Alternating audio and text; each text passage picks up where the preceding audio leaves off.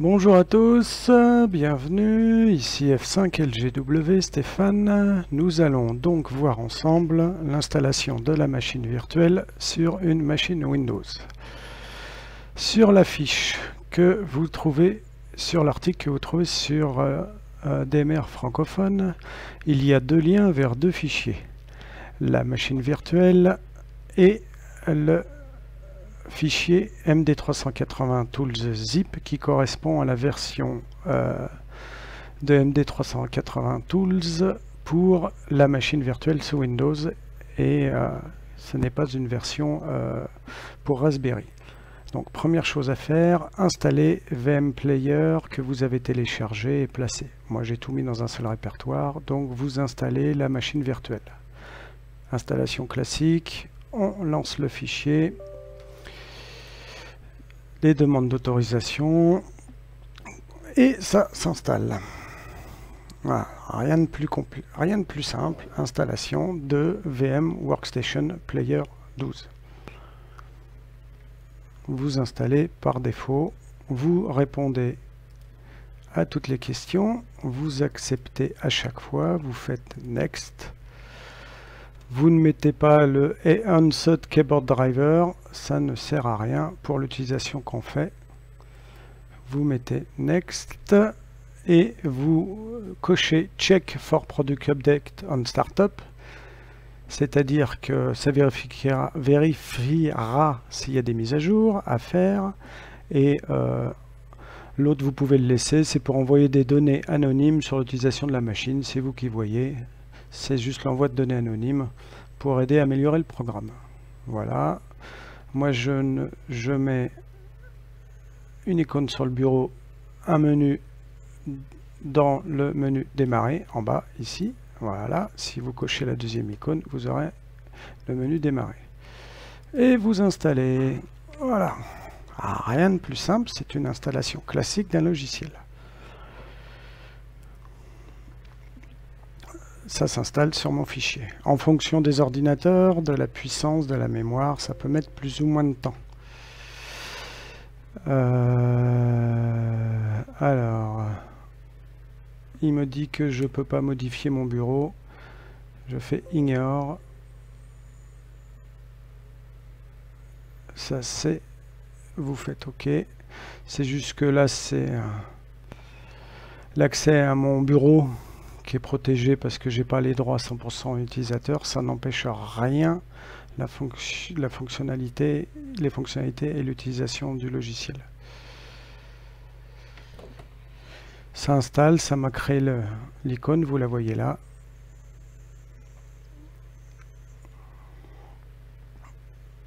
Ça installe des drivers éventuels, vous le voyez ici là dans la barre.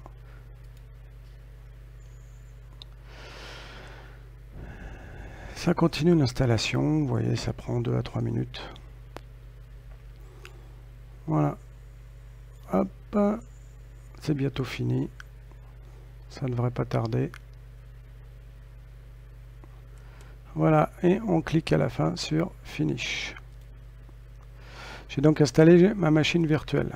Maintenant, je vais extraire le fichier MD380 Tools qui correspond à la version émulée pour cette machine virtuelle de l'application qu'on trouve d'habitude sur Raspberry. Je vais donc cliquer une fois dessus, choisir extraire tout.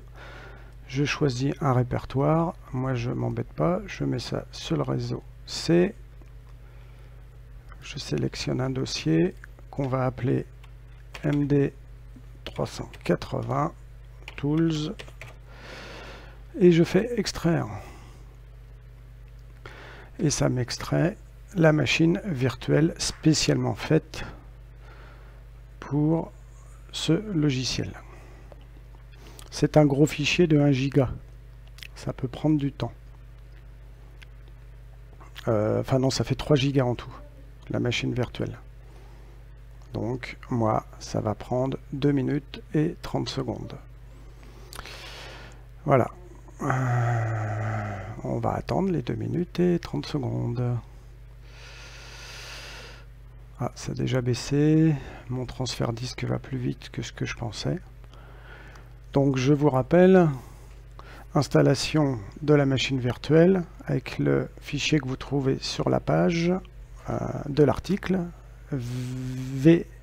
VMware Workstation 12, téléchargement du fichier MD380 zip, MD380 tools.zip, que vous extrait, que vous réalisez l'extraction de ce fichier dans un emplacement quelconque de votre ordinateur, du moment que vous ayez la place, et la machine virtuelle ira chercher ce fichier-là.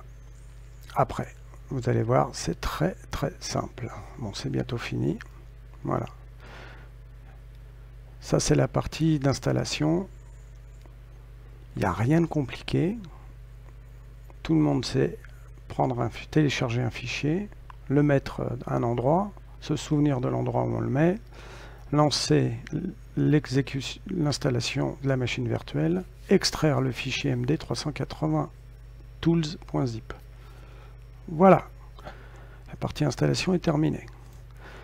Je vais donc lancer ma machine virtuelle. Le but étant de faire tourner une machine Linux, l'émulation d'une machine Linux. Vous avez une machine virtuelle. Alors, il m'en trouve, peut-être comme je l'avais désinstallé, il me trouve encore la machine virtuelle. Mais je vais aller vous la chercher. Donc, ici, vous auriez peut-être pas MD380 Tools.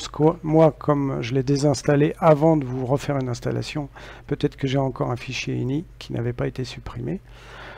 Donc, c'est pour ça que je l'ai déjà affiché. Donc, on va faire comme vous si vous n'avez rien. Vous faites Open a Virtual Machine. Et là, vous allez dans le répertoire où vous avez extrait le fichier zip. Donc, moi, c'était sur C. Je l'avais extrait dans MD380 Tools, le voilà, je l'ouvre, et j'ai une machine virtuelle qui s'appelle, un fichier qui s'appelle MD380 Tools VMX.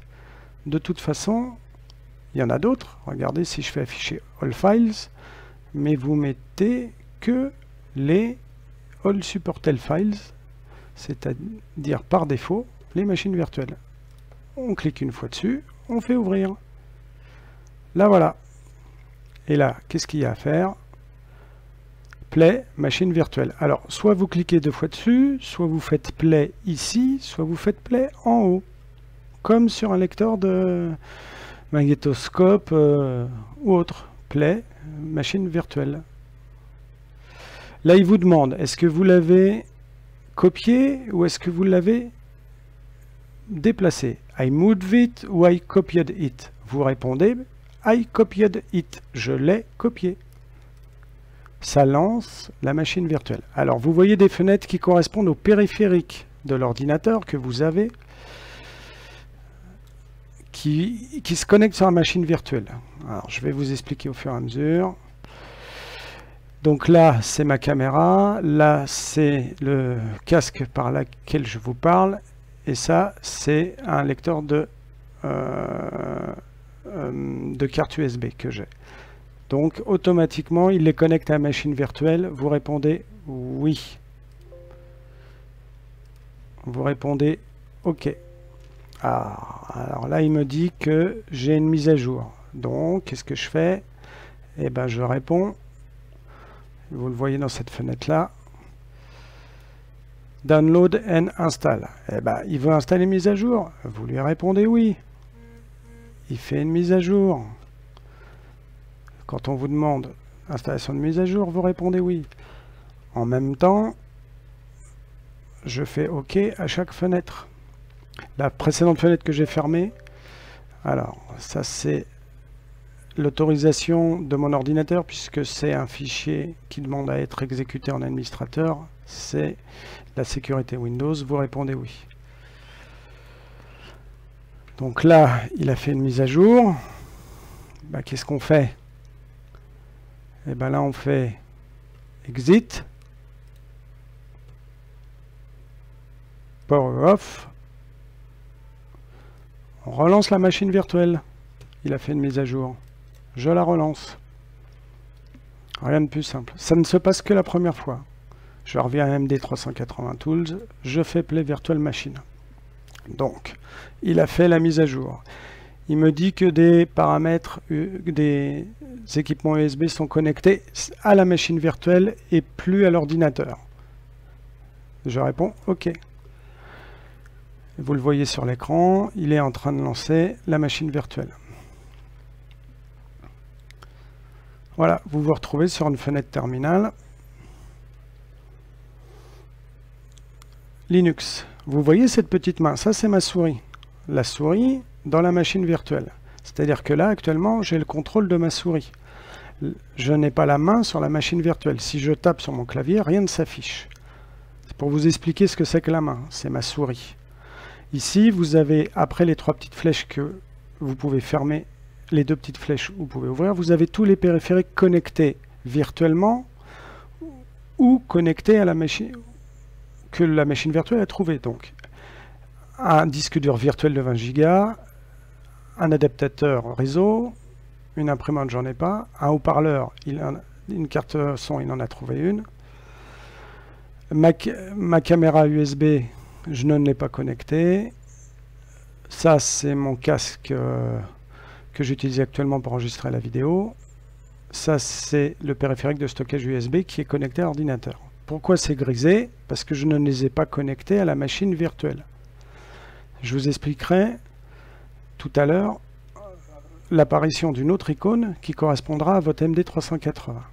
Donc, on est dans la machine virtuelle. J'ai ma souris qui m'indique que je suis dessus. Je clique, la main disparaît. Ça m'affiche une fenêtre qui me dit « To return to your computer », presse CTRL-ALT. C'est-à-dire qu'actuellement, si je tape, vous voyez, j'ai la main dans la machine virtuelle, je tape. Mais je ne peux plus utiliser ma souris. Si j'avais envie d'aller sur Windows, je ne peux plus le faire. Pour récupérer la souris, il faut faire CTRL-ALT en même temps. Et vous récupérez votre souris, mais vous n'avez plus la main dans la machine virtuelle.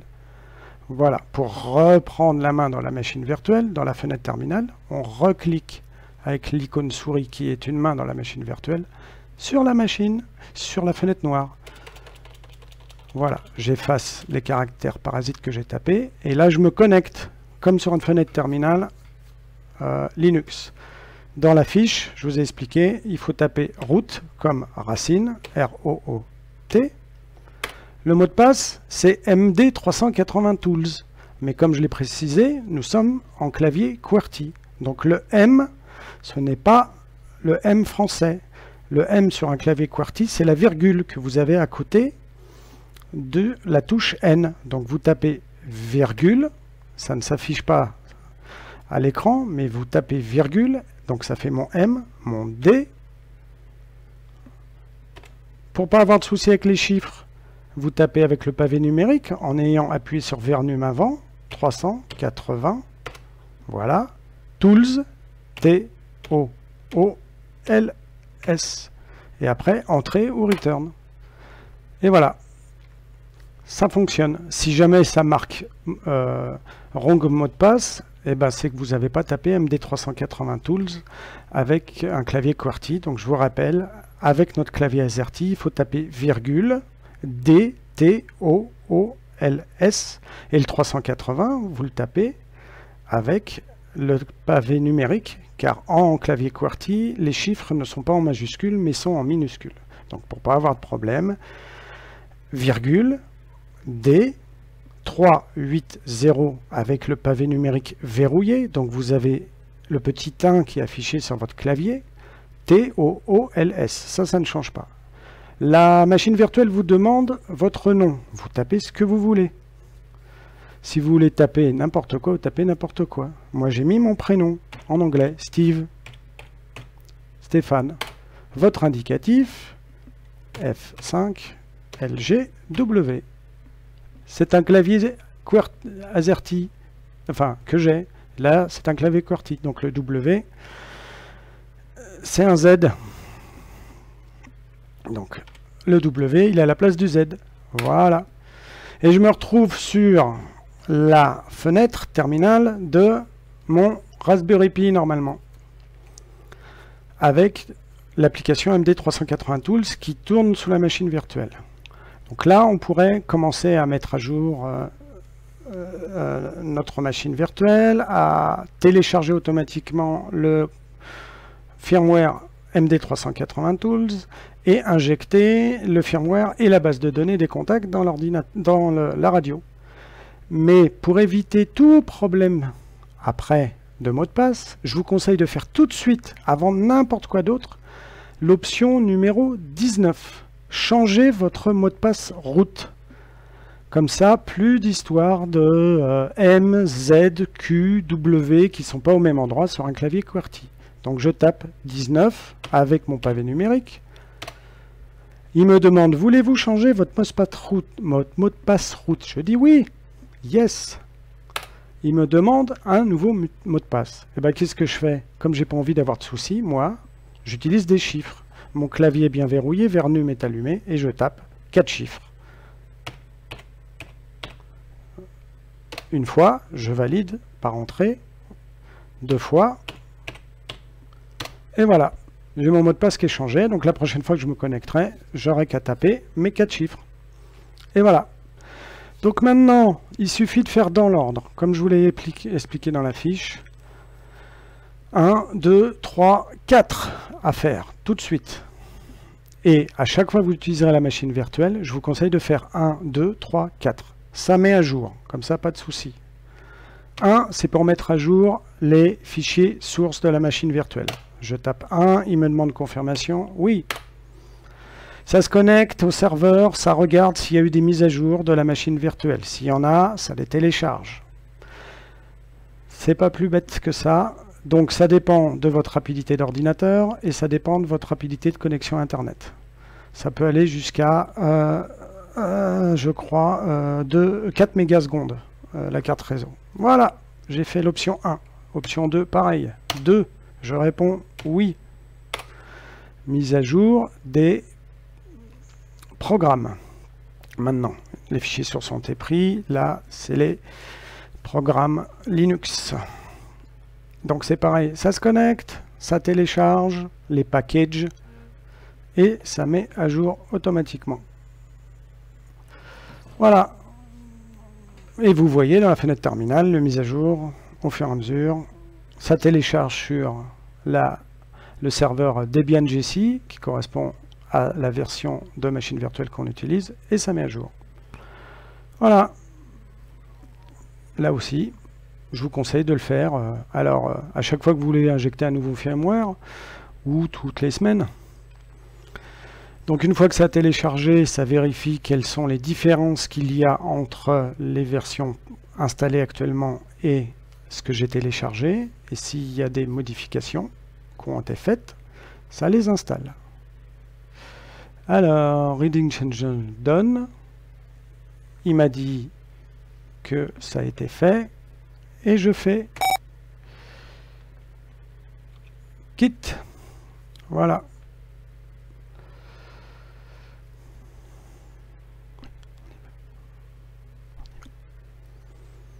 Et ça installe.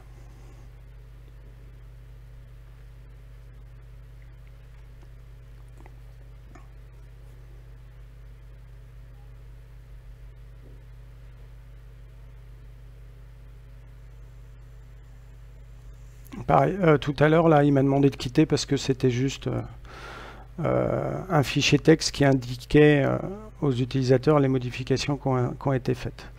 Donc, si jamais vous affichez ce petit fichier texte, et il vous marque en bas Q to quit, n'oubliez pas, vous êtes en version QWERTY, donc le Q correspond au A sur nos claviers.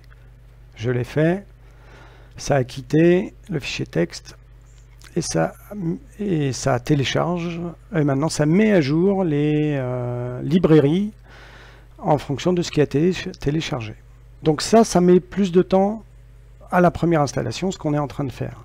Une fois que vous relancerez votre machine virtuelle, ça ne prendra que 30 secondes. Ça vérifie quels sont les changements. Puisque là, on part d'une version nue avec un émulateur vierge. Par rapport à la version MD380 Zip qu'on a téléchargé tout à l'heure et installé, qui a été fait par un radioamateur, il y a eu des modifications. Donc c'est pour ça que ça met beaucoup de mises à jour. Il faudrait qu'il refasse une nouvelle version. C'est déjà bien d'avoir créé une version une version de MD380 Tools qui tourne sur cette machine virtuelle. On ne va pas lui en demander de nous en sortir tous les jours. Je pense que c'est quelqu'un qui a autre chose à faire. Donc, qu'est-ce que ça coûte de faire les mises à jour pendant 5 minutes? Voilà, donc ça va prendre plus de temps la première fois. C'est pour ça que cette vidéo est très longue, mais vous inquiétez pas. Une fois que c'est fait, à chaque lancement, ça ne prendra que une ou 2 minutes pour faire les mises à jour. Le plus long, c'est cette phase-là, d'installation et de mise à jour des fichiers Linux par rapport à la version d'origine qu'on a. Puisque je vous rappelle que c'est de l'open source, donc toutes ces librairies, tous ces logiciels sont en permanence développés par des programmeurs et sont mis à jour. Dès qu'il y a des bugs, des améliorations. Donc, comme c'est un système ouvert, ça prend du temps. Donc là, si vous comprenez l'anglais, vous voyez que ça ouvre les librairies, que ça les installe, que ça les compare, que ça les met à jour, ça crée les raccourcis, enfin ça crée comment dire, les settings, donc c'est les paramètres pour chaque application, puisque nous on n'utilise que très peu de la machine Linux, mais vous avez entre les mains un système Linux complet. Si vous êtes doué, vous pouvez créer ce que vous voulez à partir de cette machine virtuelle. C'est comme si vous travailliez sous Linux. Il va falloir que vous créiez une machine virtuelle si vous en avez envie. Nous, on n'utilise qu'une petite machine virtuelle qui est faite pour MD380 Tools et pour cette version-là. Donc, une fois que ces mises à jour ont été faites, elles sont obligatoires, hein, sinon vous aurez une machine Linux qui n'est pas à jour, et MD380 Tools qui utilise une source Linux ne pourrait pas fonctionner s'il avait des versions différentes par rapport à la version en cours utilisée par les développeurs de MD380 Tools. C'est pour ça qu'il faut faire les mises à jour. Alors, je pense qu'on arrive bientôt à la fin de mémoire. Voilà, vous voyez, hein, je m'en souvenais. Donc on a fait 1, 2, on a fait Update Application, maintenant on va faire 3, Install Prerequisite Program for MD380 Tools. Donc on installe les programmes prérequis pour notre application MD380 Tools. Je réponds oui, comme d'habitude. C'est pareil, ça lit ce que ça a besoin comme librairie. Et ben il a tout mis à jour. Voilà. Maintenant, ce que je vais faire l'option 4, Install ou Update MD380 Tools. Donc, Install quand c'est une première fois comme nous. Update, c'est pour se connecter à Internet et voir sur le site de développement de MD380 Tools si la dernière version qu'il y a dans la machine virtuelle est à mettre à jour par la nouvelle version en cours sur le serveur. Nous, on a une vieille version, puisque elle date, donc il y aura certainement une mise à jour. Là, c'est pareil. Il me dit que MD380 Tools existe, et est-ce que je veux le mettre à jour? Oui. Là, c'est pareil, ça compare, et ça met à jour. Puisque, en fait, le firmware modifié qu'on va injecter, c'est une application développée sous Linux, qui fait fonctionner votre poste. Je vous rappelle que vous êtes obligé de mettre le firmware MD380 Tools pour avoir la base de données dans votre poste, la base de données des indicatifs. On ne peut pas faire fonctionner l'un sans l'autre. On peut avoir le firmware modifié tout seul pour avoir des fonctions supplémentaires, mais on ne peut pas avoir la base de données des contacts DMR ID qui s'affiche sur l'écran sans MD380 Tools. Donc, quand on n'a pas de Raspberry ou de Arduino, on est bien content d'avoir une machine virtuelle. Voilà. Écoutez, maintenant, la prochaine vidéo, ça sera l'injection de ce firmware et la mise à jour de la base de données dans votre poste. À très bientôt. Au revoir.